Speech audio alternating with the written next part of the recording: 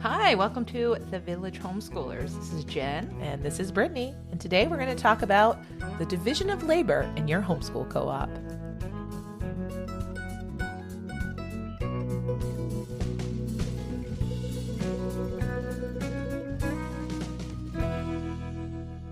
Welcome to the village.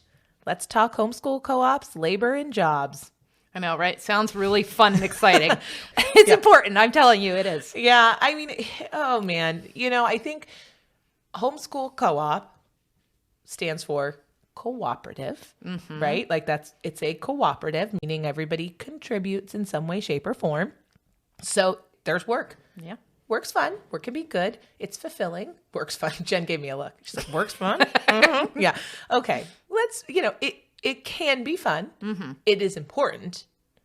And it is just a part of being in a community. You have to contribute and have a job in some way, shape, or form. Mm-hmm. And we're talking about a job more in the non-traditional sense, in the contribution sense, not in the not too fun, not in the, who is that? Dolly Parton. Oh my gosh. I almost said Brittany. Dolly. I almost said Dolly, but then I second guessed myself. You never second guess Dolly. I know. Well, anyway, so not in the 9 to 5 Dolly Parton way, but in more of the, you're in a village, you're in a community, what are you bringing to the table kind of way. So let's talk. All right. One of the things that I think is really, really important to remember is when you get any group of people together, there's always going to be, I have a friend who calls them the hand floaters. And they're the people that when they're like, okay, so we're going to need somebody to, and their hand without them even knowing is like floating up in the air before they know they're volunteering, And I see that a little bit of myself. Like I'll even be like, don't do it, Brittany. Don't do it, Brittany. As my hand is coming up in the air and I'm like, oh, I'll teach that, So those people tend to be the leaders of communities. They tend to be the teachers. They tend to be those doers, those people that are like, okay, what do we need to do? What's the job? What's the, who needs to get out in front of this and do it? Every group has those people. And they're going to normally be the people starting your group or teaching the most of your homeschool co-op classes. There are also other people who are like, tell me what to do. Yes. And I find that a lot of people will not say no if you ask them directly. Oh yeah, that's a good leadership tip right there, right? Yeah. Like if we leadership tip number 1. Yeah. We need guilt. You. Yeah. Guilt. Or there's a lot of like, we need you to do this. And they're going to be willing to do it. I mean, I actually, to be totally fair, we'll call her M if she's listening. She came to us and was like, I'd like to teach a class. What do you want me to teach? And I said to her, the children that we need a class for this age group. We needed a class for like 6 to 9-year-olds. And they really want nature and art. And she was like, okay, done. There are people that sometimes just need some direction.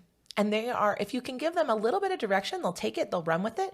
And she's teaching a class on nature and art for 6 to 9-year-olds.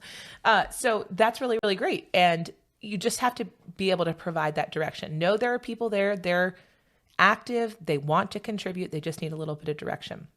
Yeah. And for the people that can't do that, because there are people that are not comfortable with teaching or leading or talking.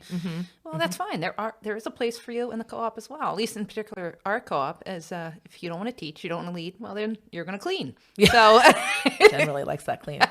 But I mean, it is. It's let me tell you what, that's an important contribution. And our teachers will tell you it's an important contribution because they don't want to teach a class and then clean. Yeah. And actually, some teachers told me that they're only teaching so they don't have to clean because they think it's disgusting. And we also have people, though, that will be like, I don't mind cleaning. I'll clean as much as you want. Like, I'll do it every week. So some people don't mind that. That's more of what they're comfortable with. Some people are like, listen, teaching isn't my bag, but I'll sit in that nursery and I'll rock babies and I'll change diapers and I'll do all that. Give me those little ones. And we're like, great, there's a role for that. There are people willing to bring everything to the table. And we need to take that into account when we're building our communities so that we know we have people willing to do a whole bunch of stuff because it takes everybody to kind of... It's like it takes a village. There you go. But kind of like it takes a village, right? But it's important to talk about why it takes a village because if you don't have the village, you're going to be more susceptible to things like burnout. Yeah. Which is such a huge thing. In our co-op, there was a lot of burnout, and a lot of burnout breeds resentment, and it just makes a lot of people really bitter and angry and not want to be a part of it anymore. Right.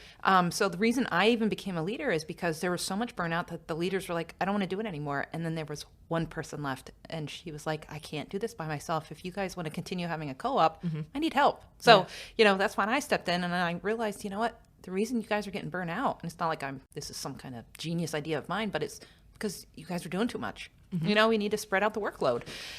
Especially because in a homeschool co-op, most of the time, these people that are leading, teaching, cleaning, volunteering, working with in the nursery, they're also homeschooling their own children. They're also maybe working part-time or full-time. Yeah. We have families that work, the parents work full-time.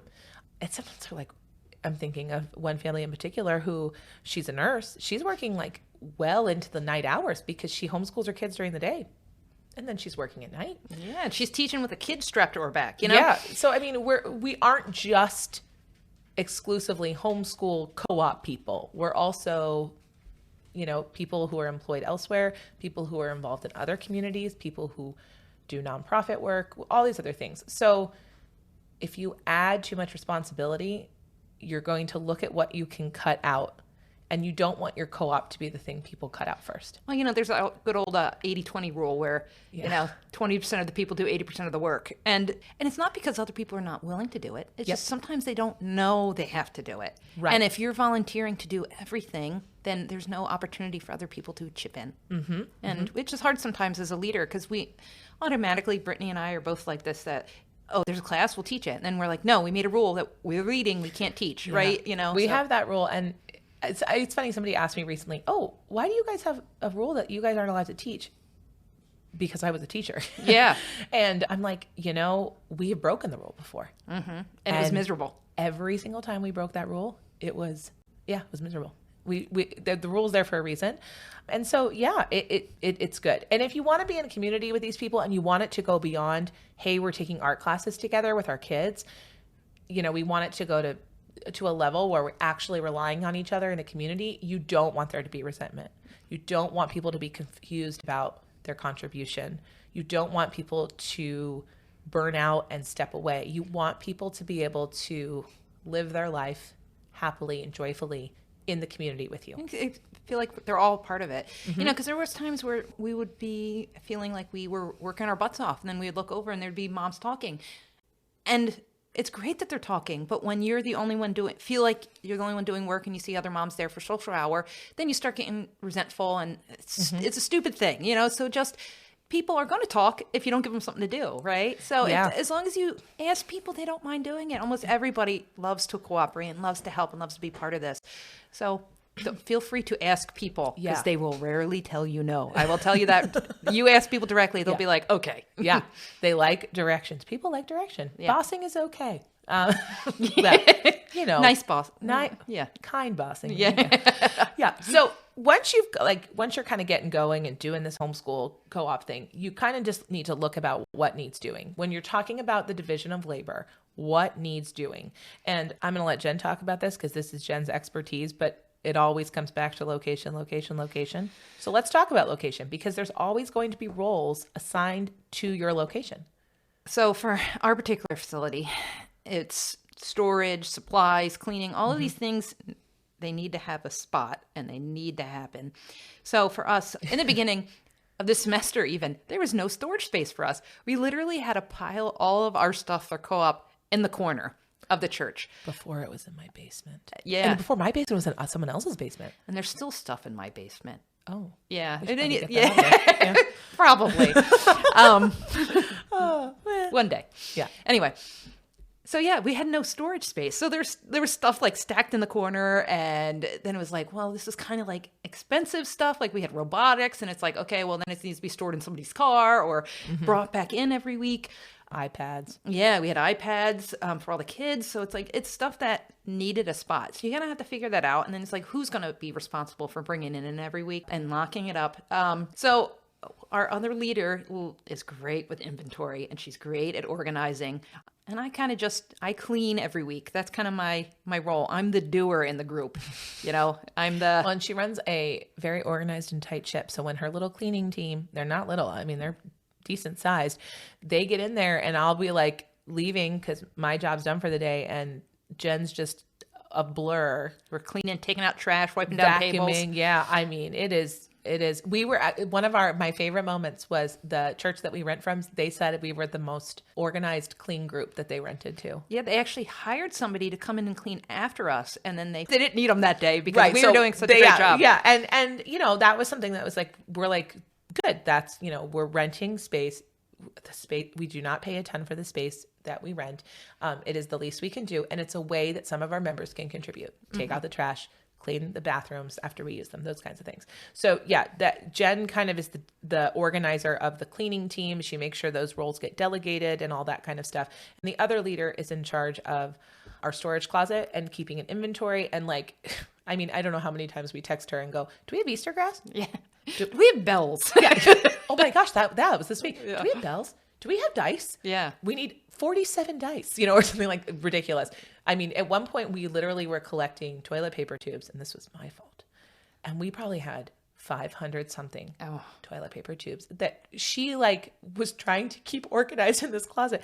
So, but somebody has to do it. Yeah, exactly. It's important. It's a very important role. So when you look at your facility and you look at your supplies and your storage, you've got to find people that are willing to take that on. And then, the other thing is people need to lead. They need to be in an administrative role. They need to be teachers of classes. And that tends to be where I am most comfortable. Mm-hmm. I've worked as a teacher before I had children. I tend to be somebody who is comfortable communicating, leading meetings, dealing with that academic, I don't even want to call it academic, but figuring out scheduling. I call it my Sudoku puzzle, who's teaching when, where are they going, what assistance do they need, all those kinds of things. So you've got to have those people. You've got to have some kind of administrative person overseeing the teachers and the co-teachers. And, our other leader and I tend to be more just, tell us what to do. We will do anything you ask of us. And that kind of, we fell into those roles kind of naturally. Now, that being said, there's one thing that I refused to do, and it was the contingency of me becoming a co-op leader, but it's a very important thing. So I'm not going to denote it. It was just something I'm super uncomfortable with doing, and that's money. I don't think there's a homeschool co-op out there making anybody money. Maybe you're making some teachers if you're hiring teachers, but the parents aren't making money. But most co-ops are collecting some small amount of money per family to pay for supplies for the classes they're teaching, the field trips they're going on, the facilities they're renting. And somebody's got to do that. Somebody's got to pay people. Somebody's got to purchase the supplies. Somebody's got to collect the money. And it's never going to be me. No. It's great. We have a person for that. Yeah. And we have money people. Yeah. I mean, thank goodness for them, because as soon as it comes up, I'm like, I'm out of here. I'll y'all on your own. Yeah. Peace. Yeah. And so, you will at some point have to handle money. I know I have a friend who runs a different co-op, and it became complicated for her because it was just like, okay, well, pay for that field trip when you can and just send it to my PayPal or give me cash. And there would be people day of who hadn't paid, who never paid. And then you're kind of stuck in a weird position where you're tracking down your friends for hey, you owe me $24 for that field trip to the museum. So somebody needs to kind of be in charge of that. And thank goodness for those people. Yeah. So find out who we have an parent who's an accountant in our group. Oh yeah, this is true. Yeah. So I mean, just because it's not your thing doesn't mean it's not anybody's. Somebody out there in your community, in your village, is going to be good at that stuff. All right, another one. Websites. Web emails. Yeah, online, everything. Yeah. Now, this is one that Brittany is really good at that I am not necessarily. Some people are just not and Jen doesn't like to do it. She doesn't it stresses her out to write an email. For me, I'm I can write an email real fast. So that's something I often take on as a role. I manage a lot of the communication on the website and via our email. And we don't have a lot of social media. We don't really use social media just because it's not something our group's super comfortable with. But we do have a private Facebook group, and she's not even on Facebook. Yeah, I'm not even part of it. Yeah, but we have other people who are in that group who kind of deal with that. So that's something that you've got to, who's answering emails? What is the email address going to be? Who's going to manage the website? Which is funny because I actually answer most of the emails, even though I'm not really the email person. That's true. You do. Well, that's because you're in charge of our next point, Jen. Which is recruiting and new members. So yes, we have a huge waiting list, and somebody has to talk to these people. Yeah. Welcome them, tell them what we're all about. Yeah. So yeah, you're going to have to find somebody that deals with all the new people. So we have people that come now in particular. We have a huge waiting list. So I have to talk to people, and I sent out an email letting them know, like, this is what we're all about. This is our member handbook. This is what is expected of you if you ever end up joining. And I have to tell them, like, hey, there's a huge waiting list, and maybe we'll see you sometime. Yeah. And this, I don't know how many groups right now are struggling with this because there is such a growth in demand. But there was a while where we were trying to recruit when we were smaller. And I was actually one of those people at that time that was willing to, like, I'll post in all the local Facebook groups that this is a co-op. We're starting up. We're having a new members orientation. I know a group, not in our state, that does, they run like 3 or 4 new member orientations a year. And so people can come to co-op on that day and, like, see what the co-op's about and meet people and that kind of thing. And you need people to run that. Like, you need friendly, warm people who are going to meet those new people and kind of guide them along. So somebody can do that in your group, and you just need to find out who. Yeah. All right. And then the planners. So we like to delegate this one to our members because it becomes a lot of work. So anybody that wants to do field trips or parents' night or some kind of community service or anything, yes, you have to plan that. It doesn't magically appear. So yeah, we have to find recruiters. And for us, we like to go, hey, is anybody willing to plan a field trip on May 2nd? And somebody would be like, yeah, I really wanted to go to the Geode Museum or something. And then, great, plan it. Right. There was a while, it still happens occasionally, where we'll just be chatting. We'll be at, like, the playground after our co-op on an afternoon, and we'll be chatting, and someone will be like, oh, did you see that new painting place opened? Like, adults can do, like, a wine and paint night, and we should go do that as the parents, like, on a Saturday night. Everybody would go, yeah, we should. And then they would look at me and Jen and the other leader of the co-op, just because naturally we're, and I say this in quotes, in charge. And so it's kind of the natural inclination to go, okay, you guys, like, we want to do this, make it happen. Yeah. And so we had to kind of consciously say, we love that idea. We are empowering you to plan it. We want you to do this. And a lot of them do. Yeah. It's great. And so they're willing, like, we plan field trips. We plan parents' nights out. We've planned camping trip. Mm-hmm. Camping trips, a full weekend. Yeah, today, some of the parents went rock climbing. Yeah. So we didn't, but the dads did, and it was great. There were some other dads that way. Yeah. But it's super great because other parents can plan things and put it up in whatever communication method, your Google Calendar, your website, if you run one. And that's great. So finding people to do that and letting people do that, especially because we have a couple members who are like, hey, do you know about this state park? Hey, do you know about this museum? Like, and I'm like, nope. Mm-hmm. And some people just are really connected into their communities, and find those people. You need them in your group. Yeah. So next, and this is really important, I think, and you may not need to find somebody specifically in your group, but finding some kind of legal advice. And we've talked about this briefly before, but every state in the United States is different. Every country has some different guidance about homeschooling and maybe homeschooling co-ops. So you need to make sure you have some kind of idea and maybe advice about the legality of what you're doing. And that may not, I'm not saying hire a lawyer. I'm not saying you need to make sure you have a lawyer in your co-op. I'm just saying, who is an attorney or a legal advocate in your community, and who's going to communicate them within your group? Like, so for instance, in our group, I happen to know an educational attorney who often discusses homeschooling and its legalities in the state we live in. And so if we ever have a question, I'm the one that's responsible for emailing her.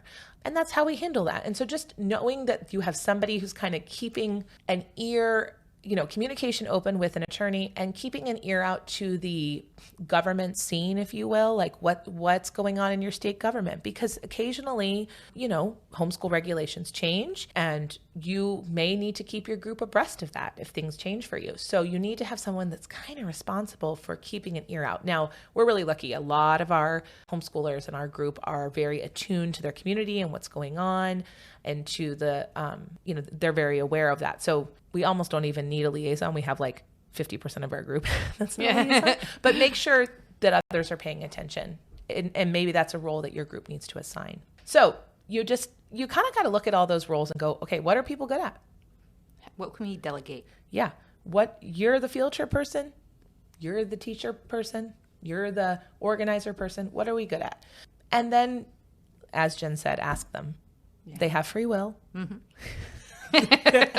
They're allowed to tell you what they want to do. They're allowed to tell you, I don't want to do that. And that's okay, right? We can say, I don't want to do that. I said that. I say that about the money. I don't want to touch the money. It's not my thing. So what can we do to help you contribute in a way that you're comfortable? So, you have to allow people free will to say, I would like to do this. I'd like to contribute in this way. I would not like to contribute in this way. But you also have to allow people to take risks and maybe stretch their comfort zone. It was crazy that, I taught a poetry class one session and then I taught an astronomy class the other. And if the people I was in this village with said to me, why are you teaching a science class? You're not a science person. Mm-hmm. I would have been like, yeah, you're probably right. I probably shouldn't do this. But nobody said that to me. They trusted me and they let me step outside my comfort zone. I might not ever do it again. She did great though, by the way. Oh, thanks. But they allowed me to do that. There may be people you're like, really? You want to teach that? You need to let them. Mm-hmm. You need to allow people to contribute how they want to, because you'll be surprised at what you will find. And that allows your group to grow and change and develop. Yeah, because there's people that were uncomfortable with teaching in our group. Like, I don't think I'd be good at it. And then we're like, give it a try. And they did. And now they do it every semester and they're great. Exactly. I Jen said, and I just ask. And that does work. However, sometimes we're human beings. Mm-hmm. We like a little incentive. Yes. It's nice than just bullying people into submission. Gently encouraging. Yeah. But no, it is. Is there some kind of reward for contributing? Because that's the point of the village. You get something out of it if you put into it. Other than just being our friends. Yeah. That's true. Well, I don't know if that's such a reward, but sometimes. And then they start a podcast. We have to listen to them, support them. Yeah. But sometimes it might be a good idea when you are looking into the division of labor and into the roles and all those things, to figure out how you can reward or incentivize people taking on certain roles. So we found that works really well for our particular group is that you get first priority for putting your kids in classes if you teach. Mm-hmm. So you get first dibs. So say in particular, this last semester, we had a cake decorating class and that was super popular. Yeah, who doesn't want to decorate cakes? Yeah, exactly. And the kids were digging it. So it filled up really quick. It filled up pretty much just from the teachers registering. So if you wanted to guarantee your kid a spot, you had to teach. Right. If you're a second or third, fourth tier in our co-op, you don't get the same opportunities. So you have to volunteer in order to get the reward of getting first dibs on classes. Right. And so that's part of the thing. And that came from, for a while, the same people were teaching every single time. And there was very little incentive to teach because, well, why would I? Yeah, if all the, so if everyone registers at the same time and it's literally who can click faster. Yeah. That's kind of a bummer. And it was a real bummer if you were teaching and your kid didn't get into a class they wanted, because now what do you do with that child? Yeah, especially if not everybody is great with technology or had the best internet. Yes. So yeah, there was people that weren't getting in that were teaching classes and couldn't even get their kids in their own classes. Yeah. So that's where that came from. And that's worked really well for our group. If you want first dips on classes, we ask that you teach in our co-op. Other things we've tried in the past that worked well is that we would give people a free class for one child in the following semester if you taught. So say you had 4 kids, you teach class the next following semester, one of your children that had the most expensive classes gets classes for free. Yes. So that's sometimes, and that's really helpful, especially if you do have large families or if your child is really interested in taking a more expensive class. Some of the art supplies can be expensive for some of the classes in our co-op. And so that's a way to just be like, hey, we would like you to teach. And if you're willing to do that, you'll have a discount in the future, on those kinds of things.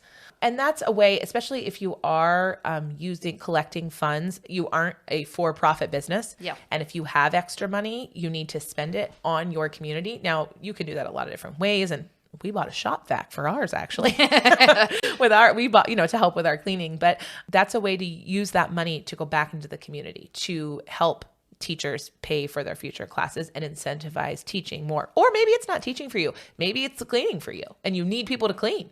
Incentivize it however you can so that, whatever that works. Yeah, we like to give, like this semester, my lovely sister was able to make mugs for all of our teachers. So, Yep. They got a little mug with all of our extra money, Right. Yeah. So we sometimes we'll give small appreciation gifts. We also have what we like to call, and this This is not for any particular job, but we have a shout out box, and people like to be seen. They like to have their work recognized, whether that's vacuuming the carpet or whether that's, tutoring a child that needs one-on-one attention in our co-op. And so if we encourage everybody, but we do it especially as well, to notice what other adults are doing and kind of put a little anonymous shout out in the shout out box. And then we like to put those in our emails to the whole group at the end of the week. And that, so we can be like, hey, Susie, we saw you working really, really hard with one of our nonverbal kids, and we really appreciate all the time and effort. Or, we appreciate our cleaning team so much that we shout out to them all the time. We're like, oh my gosh, you guys vacuumed all that in 5 minutes. You're amazing. So that if you do that, it's silly, right? It seems so silly to be like, oh, hey, we appreciate you taking out that trash. Yeah. But it's important, and people feel seen. They feel appreciated. They know you appreciate them. Mm-hmm. And that counts for a lot. Jen mentioned briefly that in our co-op, we allow our teachers to register first. And that was something we kind of did because that worked for our group. And a lot of groups do that kind of like tiered registration, or this is your job, and they're different jobs. There are also people who do like completely equal distribution of jobs where everybody cleans, everybody teaches, everybody plans a field trip, those kinds of things. That's just an example. And that might work for your group, and that may be wonderful and great and awesome. That didn't really work for us. We needed a little bit of incentive to have people teaching classes, or we were going to have to start hiring teachers out. It was going to become a more expensive and cost prohibitive thing for us. So I think that is something to think about when you're thinking about what the roles are in your co-op and who's going to take what roles. Are you going to divide the labor and the work completely equally down the middle? Everybody does the same thing at the same amount? Or are you going to have different roles assigned to people in different tiers, and everybody kind of stays in their role until they're asked to move roles or change roles or give up their roles? Oh, and then my favorite topic, though, no matter what you decide and no matter what those roles are that you have in your group, communication. Yes. Brittany is very, very good at this. And this was a huge one when she came on board. That was not happening. There was some communication happening, but now there's so much communication happening. Sometimes it's too much. Yeah. Lots of exclamation marks. Yeah. And italicized words. It's just one of those things, like, people need to know what their job is. You need to be able to give them a job description. You may want them to sign an agreement that this is the role I'm taking on. And just communicating all that quickly, clearly. We are in a cooperative. We're asking you to take on this role. You are expected to do X, Y, Z while you are in this role. Are you comfortable with that? Please sign here, or please, agree verbally or in writing. That's sometimes really important. And that sounds so formal, and I just cringe hearing it. But if people have a defined role that they've agreed to, we find we're all much more successful. So communicating the role is really, really important, especially because we're not a private school. We're not a little pod. We're one cohesive cooperative, and we're not paying people to take on jobs. We're all contributing something.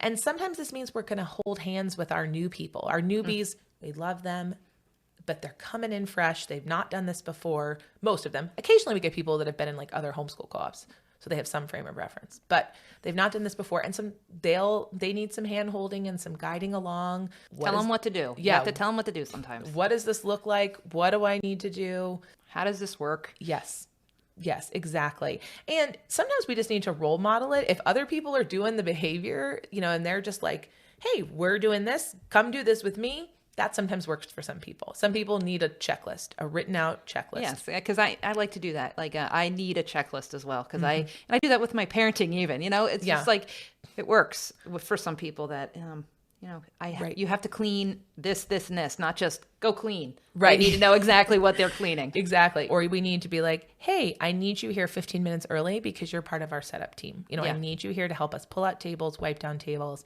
and make sure that the lights and the air conditioner are turned on. Yeah. Just allow for the grace. Allow people to make mistakes. It's nothing, almost nothing is so serious that you need to have some kind of punitive punishment for that person not fulfilling something of their role. I mean, as much as I would like to yell at people for not coming for their cleaning day, we try not to do that. I mean, most of the time, but in that example, like most of the time somebody is missed their cleaning day because they're homesick, for instance. And we don't want people to come to co-op sick. So, Stay home. We understand. Yeah. So, that's most of the time why they're not there fulfilling their role. And most of the time when we contact them and we're like, hey, you weren't here. We know this was your assigned cleaning day. They're like, okay, just give me a different one. Yes. They're almost always. Yeah, almost always. There is nothing so serious that it can't be handled gently, kindly, with a lot of grace for the person who may have had to take a tiny, tiny temporary step back from their role. Yeah, and sometimes you need to talk to your other leaders and make sure you're not overreacting to people stepping out of bounds. Because sometimes I'm like, do you think this was malicious or whatever? Like, no, nobody maliciously skips cleaning day. Yeah. Except me. No, I'm kidding. Yeah. That we do that with teachers too. Like, you're sick. You're not here to teach your class. What's our plan? We have some roles in place. We have co-teachers. That's what we call them. Mm-hmm. And they come in and they step in and help the teacher who is absent teach the class. So, just kind of reminding, just because somebody doesn't always do their role as we thought they would, doesn't mean it's necessarily a huge deal. Now, if you notice behavioral patterns, somebody is continually absent or continually not fulfilling their cleaning duty. I hate to keep bringing up cleaning, but it's such a sore spot for a lot of people in co-op. There's a lot of bitterness, not necessarily from me, but from like previous leaders and stuff about cleaning. So it's a surprising it's point of conflict. Yeah. It is important as well. Yeah. Right. And so, if you find people that you just are noticing a pattern, it's often good to gently suggest maybe some limits, or maybe be like, hey, for our next session, maybe we find a different role for you. Maybe this wasn't the best role for you because you missed so many classes that you were supposed to be teaching. Your co-teacher ended up teaching more than you did. Yeah. If you notice that being a constant pattern, maybe you'd be more comfortable as a co-teacher. Maybe you'd be more comfortable as classroom assistant and on the cleaning team or something like that. So I think that takes time, and that takes time being in community with people and getting to know them. All right. So now we have a great question that somebody had asked us. And it's basically like, how do you deal with criticism from your family about homeschooling? And this isn't a co-op one, but this is something a lot of homeschoolers deal with. Yes, and mostly it's a lot of crying, sobbing at late at night. No, where I grew up in New Jersey, nobody homeschooled. I never knew of anybody homeschooling. It wasn't a thing. My family was initially very concerned. We're just going to put it that way about us homeschooling. It was nice of you to say it that way. Because they had the very typical stereotypes, and they still do have the stereotypes. Well, your kid's going to be weird. How are you going to socialize them? All those kind of things that we have found out through studies that none of them are true, but there's still these kind of long-standing stereotypes about it. So and because it's family, they'll say stuff like that. Like most people sometimes, but most people you met in the grocery store are not going to be like, is your kid going to, know how to read? Yeah. But your family will ask that question. Yeah. And so you get people that are like, think it's okay to ask your child what the times tables are. What's 7 times 7? And you would they're 4. Yeah. And you would never ask that to a child that's in public school, So there's a lot of grace and forgiving, but most of the time, if you just give people facts and they get to see for themselves that your child is just fine, normally they kind of get over it and realize that maybe their stereotypes were a little stupid. Yeah. Well, my husband's tip, his way to break the tension of that conversation is actually it's kind of genius. He goes, well, what is one of the best factors we know about classroom education and success? And it is classroom size, teacher to student ratio. Yes. He's like, so what's better than 1-to-1, or in my case, 1-to-3? But he's like, this is the best class, teacher to student ratio that you can achieve. And nobody cares more about your child's education and their long-term success than their parents do. Right. I mean, I really want to see my child succeed. Mm-hmm. We want them to be good people. Yeah. I want them to do well in life. So more than any person that's going to teach them for a year in public school. And it's not a bashing on public school. It's just, I really want him to succeed. And I'm doing everything in my power to make sure that happens. Right. So. Exactly. So I think sometimes we just have to gently remind our family of that. And if they don't take that well, and if they keep harping on it in a cruel manner, maybe that's a conversation topic that is no longer on the table for discussion with your family. Yeah. That's a boundary we all have to draw. Yeah. Yep. Yeah. No. So sorry, not sorry. Yeah. Well, and on that positive note, if you have a question for us, please visit us on Instagram or on our Facebook page. You can also reach us on our Gmail at thevillagehomeschoolers@gmail.com. And we'll be back next week to talk about the fun part of rule making. Ooh. How are you going to spin this excited? Yeah, we're going to try to make it fun. Making rules for your homeschool co-op. All right, we'll see you guys next week. Have a good one. Bye.